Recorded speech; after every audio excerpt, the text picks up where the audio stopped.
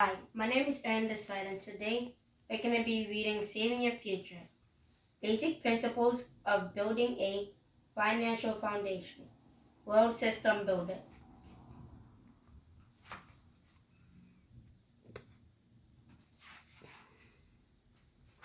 Introduction. According to recent surveys, North Americans are facing serious financial challenges. In Canada, 35% of Canadians do not have any savings or investments. Only 27% of private sector workers have an employer-funded pension plan. The average savings in registered retirement saving plans, RRSP, is only $55,000. The U.S. picture is even gloomier. 33%, or more than 77 million, of Americans don't pay their bills on time. 39% carry credit card debt from month to month. Only 59% adults say they have savings, whereas more than half now think it's acceptable to default on their mortgage if they can't afford to pay it. Most of us don't wait to become a statistic to know that we're in trouble. These problems are all around us. They happen to our own family and our friends' families. It's ironic that we live in one of the wealthiest countries in the world, but we always have money problems. We can work hard all our lives but retire poor. We do so much to raise our kids just to see them finish college with a lot of debt. Debt becomes a way of life. We don't have much and we don't know much. Nobody teaches us how to manage our money in school. Financial issues are not often discussed and financial products not always explained. Most people have trouble balancing their own checkbook and reading a financial statement. We use credit cards every day and don't understand all the hidden charges. We buy insurance policies and stick them in the file cabinet. We contribute to our 401k or RSP and hope someone will take care of it. We all want to have a comfortable retirement, but few have a plan. We may be active spenders but passive savers. It's possible that we don't know what we don't know. Even though the financial industry is one of the largest industries in the world, and even though we are flooded with financial news, channels, and websites, financial literacy is as murky as ever. There's a jungle of complex rules and regulations for the thousands of stocks, bonds, funds, saving plans, credit cards, and loans out there. We need to change, and the task won't be easy, but we need understanding first. The old days of passive dependence have to end. A new era of proactivism and financial freedom must begin. For this book, we want to explain finance as how a friend would talk to another friend. We want to make it simple enough using common language for common people. We don't intend to get into a lot of detail, but are more focused on the fundamentals of how money works. We try to use simple examples and common assumptions. The best we can hope for is to get your attention and interest into financial matters and for you to obtain some basics of how money works. It's the first step toward your financial future. Like many of us, once you enter the gate of financial knowledge, you'll discover that it's doable to understand, plan, and build a financial foundation for your family. Remember, there's nobody more interested in your financial future than you are. Definitely not the government or your employer. It's your responsibility to learn the simple rules of how money works. Understanding how money works is part of taking care of your family. You can do it. You can control your future. The New World. Turbulence marked the new millennium. As the last hours counted down to year 2000, the fear of Y2K, computer computer bug threatened to wreck world order into cyber chaos. By mid-March that year, the .com mobile buzz sending the stock market into freefall. 1 year later, the September 11th tragedy ushered in a new reality of uncertainty and insecurity. Then in 2008, the world experienced another financial crisis. The U.S. economy dragged under the Great Recession. The first decade of the new millennium was a lost decade for so many families. They suffered huge losses in home values, savings, retirement accounts, and worst of all, their employment. A massive number of people went into bankruptcy and foreclosure. Millions gave up hope looking for work. While these turbulent times may have been pronounced in the U.S. than in Canada, average Canadians were not immune to the impact of declining markets and a less certain future. Although the U.S. economy is now recovering, the aftermath carries on. Today there are 76 million baby boomers, people born between 1946 to 1964. Every day, 10,000 of them turned 65. Many of them were hit hard by the financial crisis. Many more struggle to survive because they do not prepare for retirement. Generation X, born between 1965 to 1980, are middle-aged adults. They are worried about keeping their jobs and paying growing bills. Many of them are sandwiched between the burden of taking care of their own family and helping their parents. Millennials, those born after 1980, are facing even bigger hurdles with the new economy.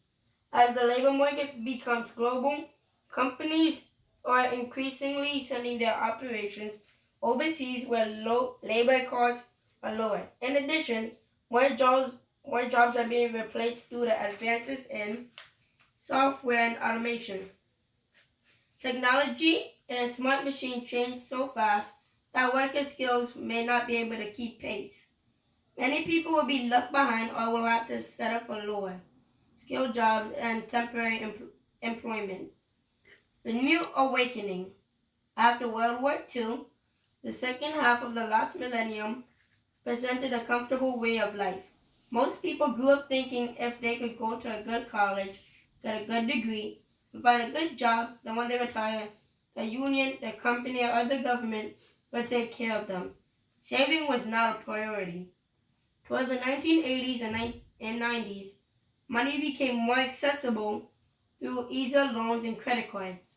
Spend now and pay later was the mantra. Consumer debt soared. Living with debt became the new norm.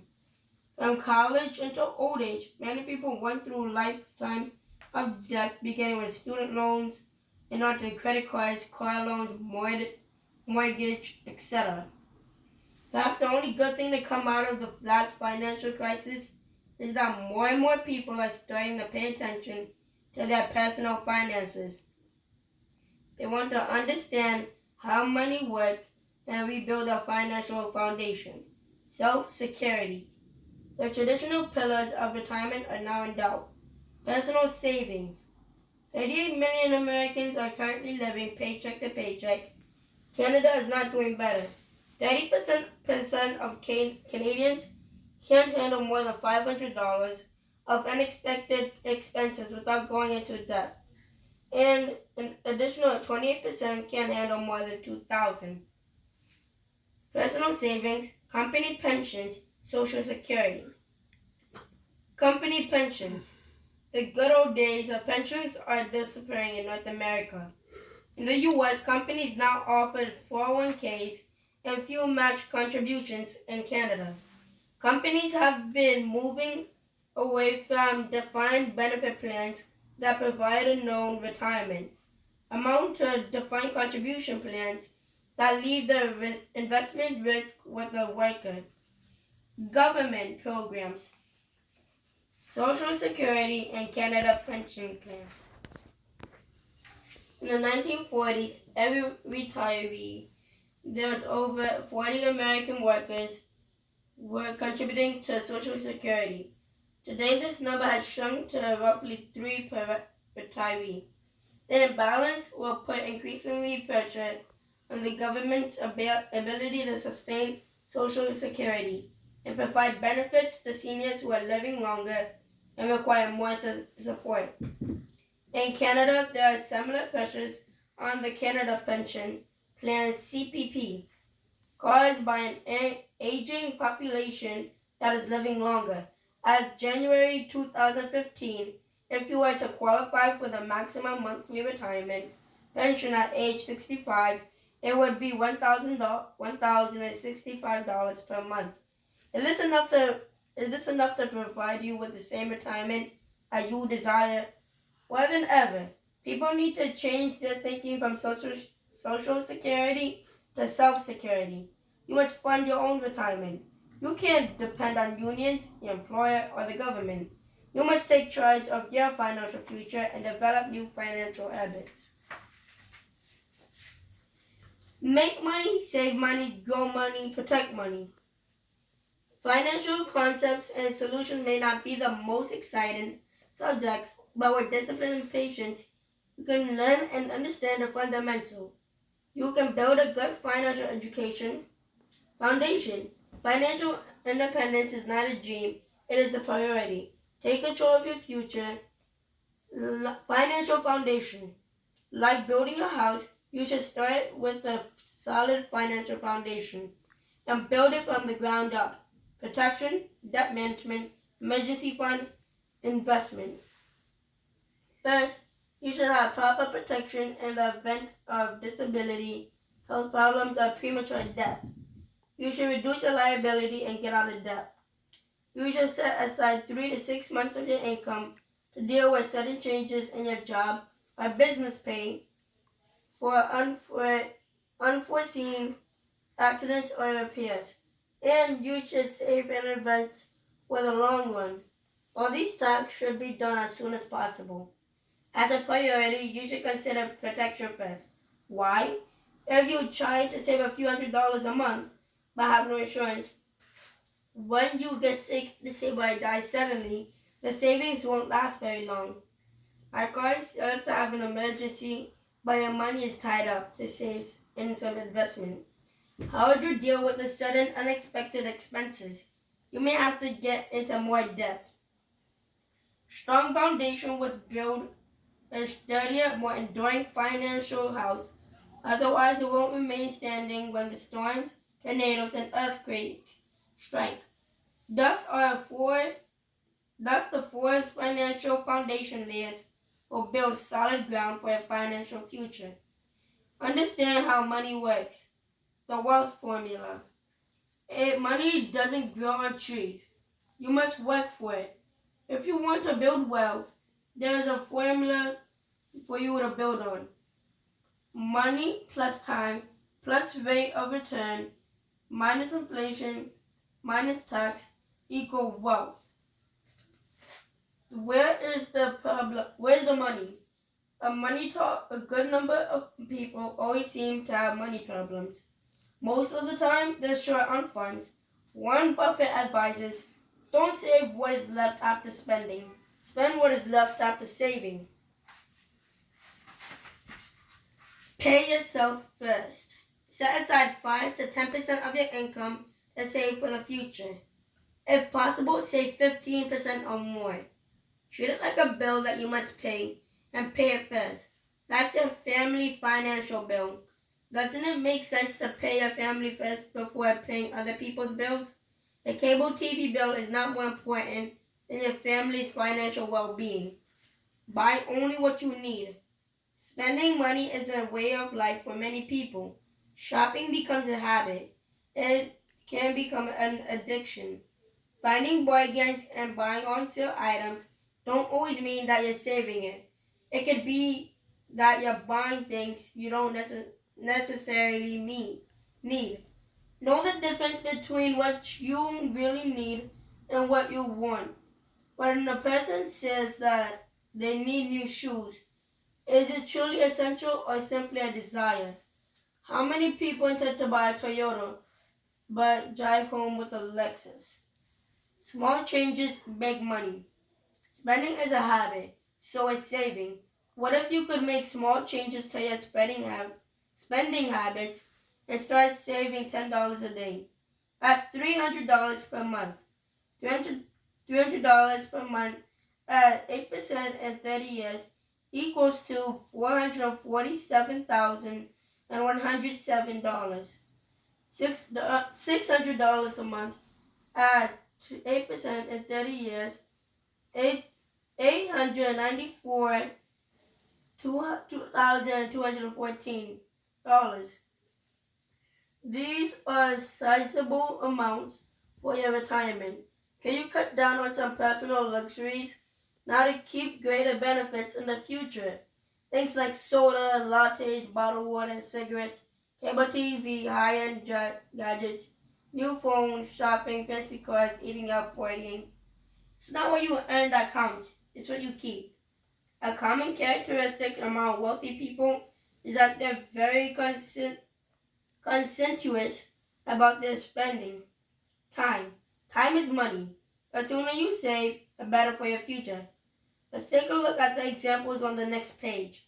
Procrastination is the enemy of saving.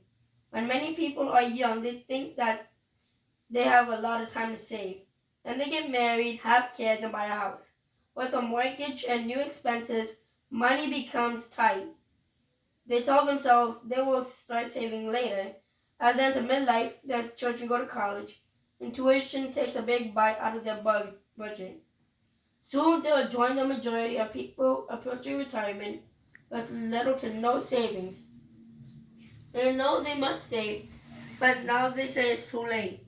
Many wonder what if they had just put aside $100 or $200 a month when they were young. They could have accumulated significant assets today.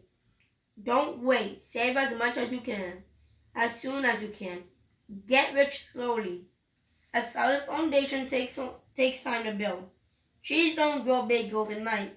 Avoid get-rich-quick impulses. Hot stocks and rising real estate markets can sound appealing, but one wrong pick can set you back big time from your savings goal. Investing is not a gambling. You must understand how money works, have a plan, and stay disciplined with your action plan until you reach your goal. Save early. Mr. Start Early saves $3,600 per year for 7 years in an 8% tax-deferred account. Mr. Wait Longer starts saving $3,600 per year for 17 years in an 8% tax-deferred account 7 years later than Mr. Start Early. Mr. Start Early. Age, yearly contribution, total accumulation. 25 to 48. Yearly contribution. $3,600 to $3,600. Total accumulation. $3,800 to $128,361. Age. 20. Mr. Wait Longer. Age, yearly contribution, total accumulation. 25 to 48. $3,600 to $3,600. $3,888 to $131,221. Rate of return, the magic of compound interest. One of the most important discoveries in finance is the rule of 72. It shows you to calculate the effect of compound interest with a very simple formula. Take 72 and divide it by the rate of the return. The answer is the number of years it takes to double your money. 72 over rate of return equals years to double your money. For example, with 4% interest, 72 over 4 equals 18 years to double your money. The rule of 72. 72 over 4 equals 18. Age 29, 47, 65. 4%, $10,000, $20,000, $40,000. 72 over 8 equals 9. Money doubles every 9 years. Age 29, 38, 47, 56, 65. 8%, 10,000, 20,000, 40,000, 80,000, $160,000. 72 over 12 equals 6. Money doubles every 6 years. Age 29, 35, 41, 47, 53, 59, 65. 12%, $10, $20, $40, $80, $160,000, $320,000, $640,000. The difference between 10,000 at 4% versus 12% is $600,000. $600,000 is equal to 20 years salary of someone who earns $30,000 annually. The rule of 72 unveils the powerful impact of compound interest on money. It also reveals two types of people. People who don't understand how money works, they end up working for money. People who understand how money works, they let money work for them. Wealthy people tend to spend time learning and understanding how money works. They look for advice and solutions to get better returns for their money. A lot of people lack knowledge about personal finance. Some don't care to understand. Many have no plan and little savings. What savings they have are usually put into accounts. With a low rate of return, their money doesn't work for them. Compound interest works both ways. It can make you and it can break you. If you owe money, the compound interest on your debt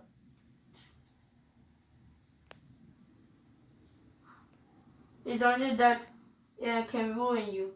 As a result, many people keep paying the bill with high interest. Despite numerous payments, the balance of the bill barely goes down because high interest on the balance continues to compound off. Sometimes it feels as if it's impossible to pay off the rent, pay the balance off. Simple interest versus compound interest. Let's take an example of Mr. A putting $10,000 in a savings vehicle with 8% simple interest, and Mr. B putting $10,000 in another savings vehicle with 8% compound interest annually. Year 1, 10,000 times 8% equals $800. Year 2, 10,000 times 8% equals $800. To year 3, 10,000 times 8% equals 800. Year 10, total 10,800, 11,600, 12,400, and 18,000. With simple interest, Mr. A earns $800 every year or $18,000 over 10 years. Compound interest, year 1, 10,000 times 8% equals 800. Year 2, 10,000 times 8 equal 10,800 times 8 equal 864. 11,664 times 8% equal 933. Year 10, total 800 plus 10,000 equal 10,800. 864 plus 10,800 equal 11,664. 993 plus 11,664 equal 12,597. And year 10, 21,589.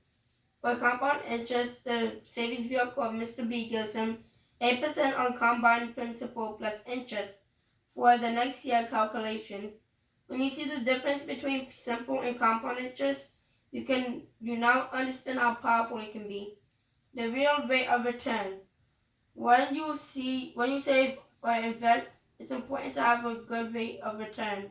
But what's the real rate of return? In other words, what do you really get? Example 1. If you save $100, 3% interest plus $3, pay tax at 75 cents, combine Fed and state, net after tax $102.35. Inflation at 3.5, 3.50. Actual return 98.75. After tax and inflation, you lose. Example 2. If you save $100 at 5% interest, pay $5, pay tax at 25, minus $1.25, combined friend estate, net after tax 103.75, inflation at 3.5, minus $3.50, actual return $100.25. After tax and inflation, you must get about 5% or more in interest to beat taxes and inflations. Inflation, the silent killer. Daddy, go use the bathroom. Inflation, the silent killer. Inflation is the rise in prices of goods and services over time. When prices increase, your purchasing power decreases. For example, if the inflation rate is 3.5%, your $100 today will be only worth $96.50 next year. Inflation happens when a country prints more money than it earns. The result is everybody will lose some value of their money. Some refer to inflation as a hidden tax. Inflation is a major factor to consider when you build up your financial future. For instance, if you put your money in an account with a zero rate of return, its value will certainly decline in the long run. In the last 100 years, from 1914 to 2014, the U.S. inflation rate averaged 3.32%. Let's take a look at the prices of some basic items. Average cost of living. New home, new car, loaf of bread, wages. The 70s, new home, 23,450. New home in the 90s, $123,000. And new home in 2013, $289,500. New car in the 70s, $3,400. New car in the 90s, $6,950. And new car in 2019, $31,352. Loaf of bread, 25 cents in the 70s, 70 cents in the 90s, and $1.98 in the 2013. Wages, $9,400 in the 70s, $28,960 in the 90s, and $44,321 in the 2013. What will your $100 do for the next 20 years? Assuming the inflation rate is 3%, today's $100. Years from now, purchasing power decrease, increased inflation amount to equal $100. 5 years from now, $86 purchasing power decreases, and $116 increased inflation amount to equal $100. 10 years from now, 74 purchasing power decrease, and $134 increase inflation amount to equal $100. 15 years from now, $64 purchasing power decreases, and $156 increase inflation amount to equal $100. 20 years from now, 55 purchasing power decreases, 181 increase inflation amount to equal to $100. So I plan to retire with $4,000 income per month in today's value. 20 years later, at a 3% inflation rate, you'll need to have $7,224 per month to maintain the same purchasing power. Are you prepared for it? Do you think that you should have more and spend less? Taxes. Benjamin Franklin said that nothing is certain in this world but death and taxes. You make money, they tax you. They spend money, they tax you. You save money, they tax you. You die, they still tax you. From sales to income tax to property to estate tax and every other tax. Anywhere you turn, the tax collectors away. One bit of good news is the highest current U.S. federal income tax rate is rather low compared with the past. It was over 90% during President Kennedy's time and 70% at the beginning of Reagan era. Today, the top bracket is lower, but if you add state income tax, the total may be higher. For current tax rate, please visit www.irs.gov. History of income tax, 1913 to 2015. 1913, top bracket rate was 7%, and the comment was first permanent income tax World War I financing. First permanent one income tax. Year 1907, top bracket rate is 67%. The comment, World War I financing. Year 1932, top bracket rate 63. Depression era. Year 1941, top bracket rate 81%. World War II. Year 1944, top bracket rate 94%. Individual income tax of 1944. Year 1964, top bracket rate 77%. Tax reduction during the Vietnam War. 1981, 70%. Reagan era tax cuts. 1988, 28%. Reagan era tax cuts. 1991, 31%. Omnibus Budget Reconciliation Act of 1990. 2003, 35%. Bush tax cuts. 2013, present, 39.6%. American Taxpayer Relief Act of 2012.